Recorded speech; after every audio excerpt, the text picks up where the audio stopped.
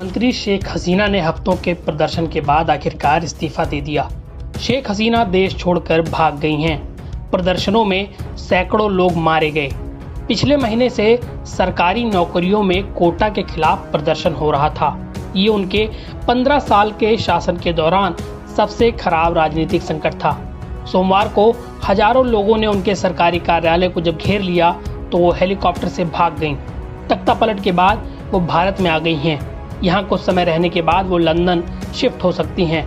बांग्लादेश के army chief ने कहा कि अंतरिम सरकार सत्ता चलाएगी। आइए जानें इसे लेकर पूरी दुनिया क्या कह रही है।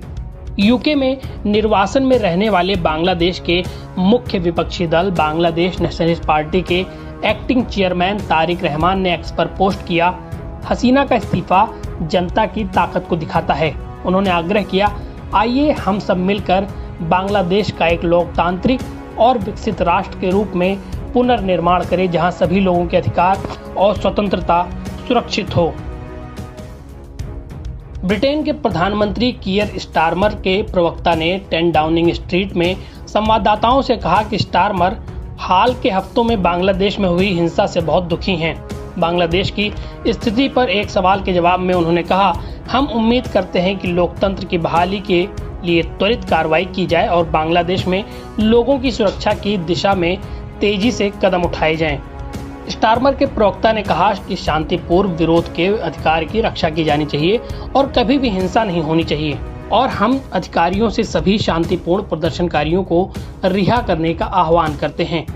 यूके के व्हाइट चैपल में बांग्लादेशियों की एक बड़ी आबादी रहती है।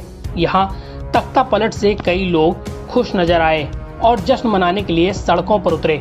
हाथों में अपने देश का झंडा लेकर उन्होंने बांग्लादेश बांग्लादेश के नारे लगाए। अल जजीरा की रिपोर्ट के मुताबिक 50 साल के अबू सईम ने कहा कि ये बांग्लादेश के लिए दूसरी आज़ादी है। उन्होंने कहा, हमें 1971 में पहली बार आज़ादी मिली, लेकिन निरंकुश शेख हसीना जबरन देश पर शासन कर रही थीं। उन्होंने हमसे हमारे अधिकार छीन लिए। उन्होंने हजारों बच्चों को मार डाला। जर्मनी के विदेश मंत्रालय के प्रवक्ता ने कहा कि देश में शांति के बीच जरूरी है कि बांग्लादेश अपने लोकतांत्रिक पथ पर आगे बढ़े। यूरोपीय संघ ने बांग्लादेश में लोकतांत्रिक शासन के लिए व्यवस्थित और शांतिपूर्ण परिवर्तन का आह्वान किया। यूएस ने इस पूरे मामले में बांग्लादेश की सेना की उनके संयम को लेकर सराहना की है। विदेश विभाग के प्रवक्ता ने कहा कि अंतरिम सरकार के गठन की घोषणा का वो स्वागत करते हैं।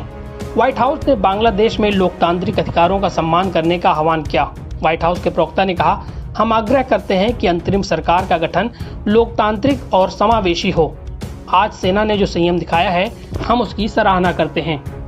भारत और बांग्लादेश के बीच 4069 किलोमीटर का बॉर्डर है, लेकिन बांग्लादेश को लेकर अभी भी कोई बयान भारत ने नहीं दिया है। वहीं पाकिस्तान की ओर से भी आधिकारिक तौर पर कोई रिएक्शन नहीं आया, लेकिन सोशल मीडिया पर पाकिस्तानियों में खुशी देखी जा रही है।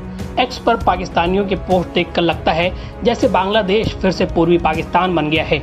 वहीं श्रीलंका के विदेश मंत्री अली साबी ने एक्स पर एक बयान में कहा, हम बांग्लादेशी राष्ट्र की लचीलापन और एकता में विश्वास करते हैं और शांति और स्थिरता की जल्द उम्मीद करते हैं। रूसी विदेश मंत्रालय ने कहा, मॉस्को